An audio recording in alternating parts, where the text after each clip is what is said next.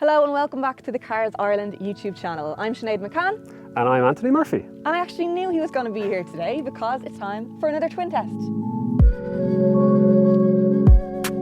Today we have two of the most popular 7-seat SUVs currently on the Irish market.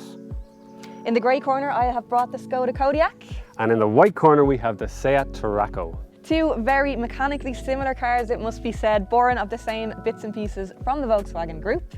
But why should you buy one over the other? That's what we're going to find out today, but first, some housekeeping. This video is brought to you by Vendor Finance. If you're looking for car finance and want the best available motor finance rates, check out vendorfinance.ie and apply online today. Vendor Finance is 100% Irish owned.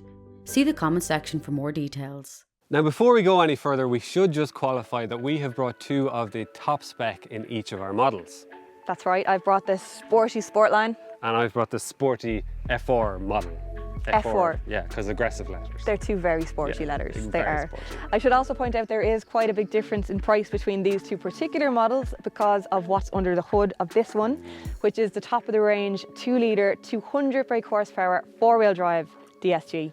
You went full fat. I went full fat. Yeah, not quite on this. We have 150 brake horsepower, 2 litre diesel and the DSG.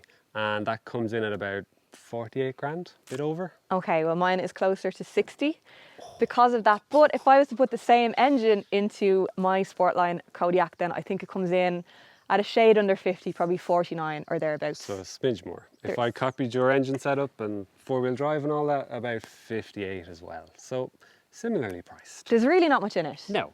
So this is starting to feel like they are very similar, but shall we have a look around and just try and find some differences? Surely we should. We should, easy.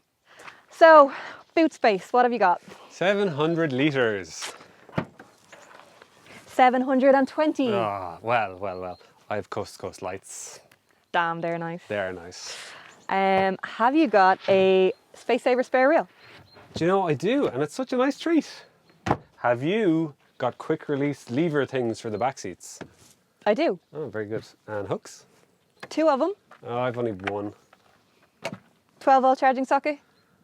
No 12 volts. This is a good one. Have you got a swappable parcel shelf? We'll find out. Give me a second. 1, 2, 3. Yes! Okay, you win that one. But I can just put it back like that. Now your boot is obviously bigger at 720 litres, but apparently mine is 4 centimetres longer. Really? Where overall. though? I'm not sure. I can't really see it in the boots. No, me neither. Do you think we might find it in the back seat? Sure, we'll have a look. Should we first do that grown adult trying to squeeze themselves into that back row seat though? Yeah, that's always entertaining. Are you comfortable? No, but I think kids would be. Can we get out now? Yes, please. So welcome to the back seat of the Skoda Kodiaq. Thank you. It's very nice.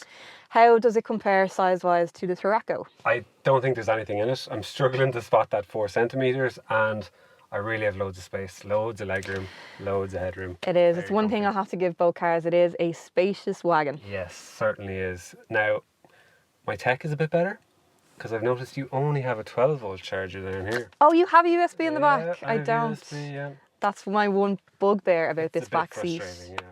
I will give it though that the Kodiaq does have better quality materials. These seats are very nice, the leather is better, and the Alcantara in the middle is nice too. Yeah, again, that's kind of a trim thing. That's that Sportline trim. The Alcantara and leather mix is really nice. Yeah, it looks a bit cheaper than that. Marginal, but better.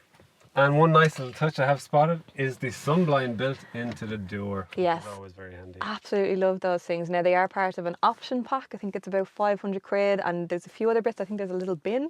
Oh, nice. But definitely something I'd be going for. I did live with the Kodiaq for 6 months, as you might be aware, and as simple as that feature is, it was one of my favourites because it's just so handy. Say if someone's taking a nap in the back, the sun won't come in and disturb them. Great cars for kids, aren't they? Yeah, absolutely. Now the last time I had the Tarraco was pre-kids, so something that I've had to get to grips with in the meantime is getting car seats in and out. I have found this really good. Your isofix points are nice and exposed. The doors open nice and wide, and it's got that little bit of height, so there's no kind of bending over. There's not as much pressure on your back, so I find it a really good experience. Because we're getting old, your back needs to be Because we're minded. getting old. Yeah, that's fair enough. Shall I propose a race in that case? Sure. Yes. A race for getting the car seat in. Yeah. I think we need to race each other, see who can fit the car seat quicker. And, wait, no. To add spice, we're going to start with the car seats in the boot. Okay. You need to put up your back seats, put the car seat in and get in the driver's seat. Challenge accepted.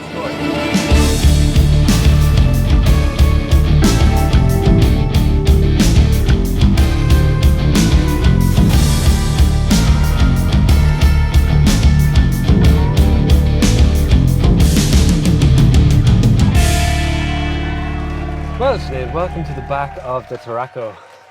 Thank you very much. I'm very happy to be here. Good, glad. Very glad of it. Well, this feels very similar. Doesn't it? It's like carbon copy. Yeah, pretty much. I mean, I think I've got basically the same leg room. Yeah, I think we could put you in there twice. Yeah, plenty of space. Headroom feels similar. You do have a bigger transmission tunnel though. We kept that quiet. It's fine, it's fine. We'll just brush over that. But my USB is there, my 12 volt, and I've heated seats as part of a winter pack, which you did not have back. So you do. So you're winter ready with your heated seats, and I'm summer ready with my sun blinds. Yeah, so you want both cars. Yeah. Yeah, pretty much. 100 grand, easy. But very similar. And yours does this as well. The slidey forward yes. backy. Yep. Yeah. That is exceptional legroom, I have to say, especially for the back two seats being up also. Yeah, that's pretty good. So this is the front seat of the Skoda Kodiaq. I'm very pleased to be here. It's very sporty looking. It is. I have to say that Sportline trim really does make a difference in the Cayman. You've got a lot of sportiness going on there. I've got my carbon fibre inserts. Fake, but looks good. Perforated leather flat bottom steering wheel. Sporty. The seats. Yeah, these are deadly, to put it lightly. I do like them a lot. Yeah, Alcantara and leather bucket sport seats. It's about as sporty as you can get for an SUV. Yeah, like the delusion is there, but it's nice. It is a really comfy place to be, lots of storage, everything falls easily to hand. Sorry, that's such a cliche.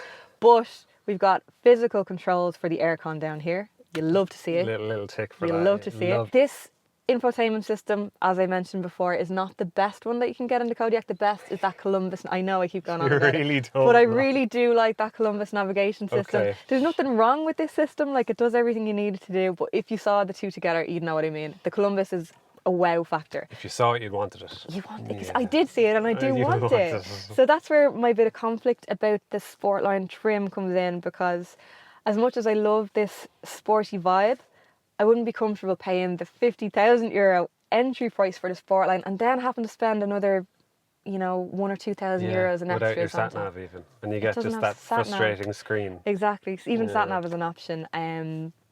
So that is my one bugbear. But other than that, I actually lived with one of these Kodiaq Sportlines for 6 months, and it never left me wanting for anything, whether that was space or a bit of fun in the drive. It was. It covered all bases. It was just really one of the best all-rounders that you can get. But likewise, I could say the same about the Tarraco. Yes, you could. Shall we have a look? We will.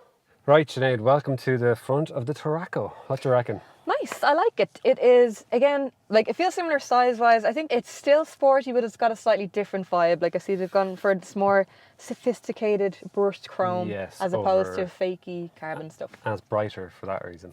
Yes, true. Yeah. Plus, we have orange stitching to lift the brightness, whereas yours is a bit dark. I do like that, but I think the quality of the seats is a little bit better. Yeah, like they're the exact same seats, but they're just coated in better material. Are they a bit overkill to have bucket seats on a 7-seat SUV? Like, do you really need to be hugged tightly as you're ripping around corners? Making your kids sick. Yeah, definitely.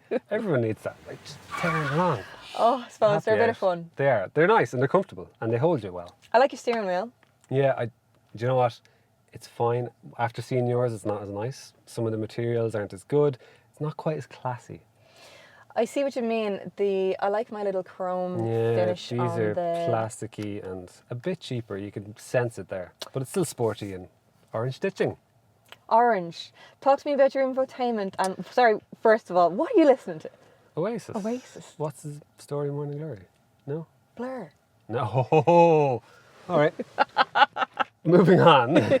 It's not quite... Do you know what? It looks really good, but it's a bit disappointing to use and a bit fiddly. It's no Columbus nav. No, it's not. And I don't feel as strongly as you do about that. But it does take a second to work stuff out. there's just simple little things that they've done, like when you select your driving modes, you click individual, then there's a setting up the top rather than pressing a button down lower. Really specific things that I won't get into, but it looks well. It does look well. Yeah. Talk to me about here, no physical controls here. Well, you've got these slidey boys. Yeah, you have the slidey things again, which you don't hate? I shall we don't say? hate them, but I don't love them where they are. I think if you've gone to the trouble of separating your HVAC system, Oh, HVAC. Go away with that that. what's wrong with a good old-fashioned knob? Your digital cockpit is snazzy. Very snazzy, and there's loads of options with it, there's loads of functions, and the best bit about it is you can put your sat nav on it. So rather than kind of looking over that way, you have a nice quick look down, there's your sat nav. It must be nice to have sat nav. It's so nice to have sat nav. So, as I think I mentioned earlier, this is the tippity top of the range. 2 litre, 200 brake, 4-wheel drive diesel.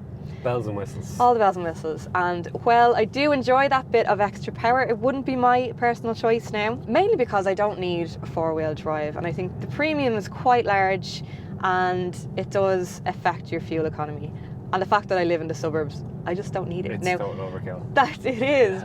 That said, I have enjoyed driving around these parts today. It is very capable, and you know, if 4-wheel drive is something that you need, then maybe you might consider it. Now let me stop you there, because driving around these parts with all these farmers, they are not going to humour you coming in here with your 20-inch alloys and your tiny little tyres and your 4-wheel drive. And the money, 60 grand. Just don't. There's a market for it somewhere, maybe. Where?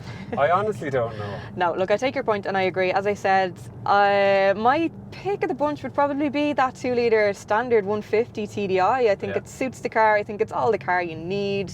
Great for a long journey. I'd consider the petrol, to be honest. As I said, I live in the suburbs and I don't have to do massive mileage every day, but it's actually more expensive. That's odd. It's a trim level thing on where you have to come in. So for that reason, it's the diesel for me. It's the diesel still, yeah. What about Diesel you? still wins in these. I still think they always suit these larger SUVs. They just have that torque, the easy access to the torque as well, and they just get their larger backsides up and moving better than a petrol for the most part. I agree. Right, so I believe this has sports suspension, and it's not that bad. I don't really notice a lack of I don't comfort. think you'd even really notice it. I Not suppose the really. ride is slightly on the firmer end of the spectrum. The 20-inch wheels don't help, but it's not crashy at all. No, I'm guessing, obviously we're comparing like with like here because I also have sports suspension. I'd say there's a marginal gain to just the standard suspension that I would lean towards myself, because who are you fooling? These are not about sporty driving, just get the more comfortable option. Again, they're both really committed to the sporty cause, when in actual fact what you want from the car is exactly what it gives. It's just a very comfortable, competent, safe, relaxing ride. Yeah, even despite that sporty suspension, actually pretty good. You could do miles and miles without any issue at all. Exactly, and I have, and like it might not be the best crack to drive. Like, don't get me wrong, I used to enjoy small, fast, sporty cars and enjoying life in general, but then I had a child, and now what really gets Can't me say going that. is space, comfort and practicality, which this has by the buckload. Right, now talk to me about fuel economy, because I know from experience 4-wheel drive just kind of sucks the life out of it a bit. Yeah, you're right, it does hit this one hard. Now these cars in general are surprisingly efficient to run despite the size. So while this one is averaging 7.4 litres per 100 kilometres, the standard 2 litre TDI, you'll find you could get 6 easily depending on how carefully you drive it, and I think for the power and capability that is really impressive. So to summarise, don't waste your time with the 200 brake horsepower, don't waste your time with 4-wheel drive, and I'm going to give out about DSG, so that's fine. Oh yeah, DSG. So driving the Tarraco, now I think I have the correct engine choice here. It's the 150 brake 2 litre diesel. Am I right? Agreed. Yeah, and just for the simple fact of it's got better fuel economy. Yeah. Yeah, What are you getting? I'm getting, well now the computer says kind of mid-6s, 6.5 per 100 kilometres. Decent. Which is what, a litre better than your yoke? Yeah, with the 4-wheel drive, and that was 7.8. Yeah, so very important, very important. And it's really not worth it. Like, this is a perfectly acceptable engine. It's got good uptake, it pulls itself along easily, it's good torque when you need it. Speaking of pulling along, and I know this is a bugbear of yours, talk to me about the DSG. Do we have to? Yes. Okay, fine. fine. I'll be honest, not a fan. And in particular, when this is even it here, look, just so slow off the line and cumbersome. And it's nearly a universal thing for Volkswagen Group, DSG and that diesel engine. It's got that real laggy, kind of clunky off the line dreaded feel. turbo lag, I know it well. It's just, and it's actually a deal breaker for me. I'd go manual for that reason. Really? Yeah. Now, as much as that turbo lag does kind of annoy me as well, I can live with it. I'd still absolutely have it over a manual because I just love the effortless feel. Especially you're in and around the suburbs and there's a lot of kind of stop-start city driving. DSG all the way for me. I don't know, even in stop-start traffic it annoys me even more. It's fine up and moving when you're like doing 60 miles an hour, 100 kilometers an hour, that kind of stuff. That's when it's really nice, in my eyes. Yeah. But I don't know, I'd probably still just go manual. Fair enough. But luckily enough, you have the option in the Tarraco. You don't in the Kodiaq. No manual diesel option in the Kodiaq. That's a bit stingy, isn't it? It's weird. Like, It's a funny why one. not give the choice? Because DSG is so great. Go away out of that. Driving modes. What is your thoughts on yours, and do you actually ever use them, especially in a 7-seat turbo sporty SUV? Yeah, I tell you what I do. I click through them once and go, all right, and then it's like, well, that was pointless. Just leave it. Try to find normal. them. Where are they? It's in the rolly dial. Oh, here. it's in the row. You got a rolly dial. I've got like a a rolly little dial. button. So what are we in at the moment? I actually don't know. You obviously should know because you're in eco. I'm in eco. Now I'm going to put you into normal. Feel normal. Yeah, I still feel normal. Are you ready for sport? Okay, go. Yeah. Maybe no. the gearbox is a bit quicker, but no. I didn't feel any different there. I think I felt a bit in my foot. I think I felt a tingle somewhere. Other than that, how are you finding it driving a big old clumpy 7-seater SUV? You know, Doesn't feel it, does it? No, it doesn't, and it hides its weight well. It's pretty decent, and I don't know if that's the sport suspension just tightening it up and kind of removing body roll and straightening it out. Very little roll. But I mean, you really don't want to be driving it that spiritedly, do you? Well, this Not is the in its thing. nature. This is the thing about the whole sporty spec, the sport suspension, I know. the bucket seats. Like it's overkill. Look, as I said, it's nice. It's a bit of fun, but realistically, you're not going to be flinging these things around any corners, are Like you? even it has flappy paddles on the steering wheel, which I've never used. Ornamental, totally ornamental. I never use those either. No, it's just not. In something like this, waste of time. Yeah, I agree. I take it we're in agreement that it is a hard one to call. So maybe you should tell me one thing you really liked and one thing you disliked about the Seat Tarraco. Okay, like I'm going to contradict myself here because I gave out about the sporty suspension a bit and I gave out about the alloys. But I love the looks of it. I'm so shallow. Okay, and what did you not like? I struggle to spell it. Yeah, I know. It is so hard. How many R's, how many C's? What did you like about yours?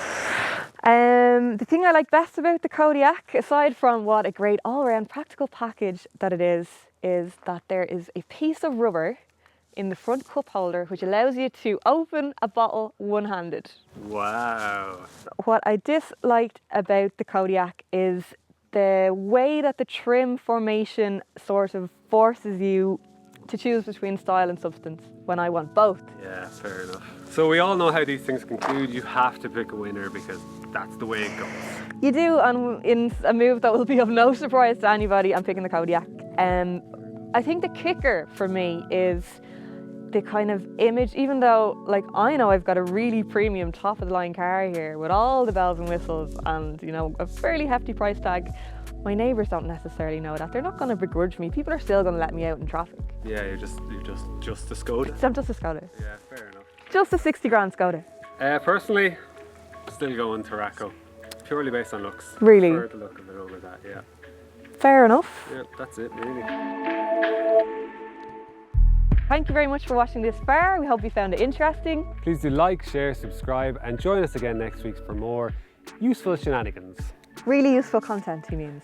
And don't forget, if you're in the market for motor finance, do make sure to check out our sponsors, Vendor Finance, in the description box below. That sounds like a fart to say.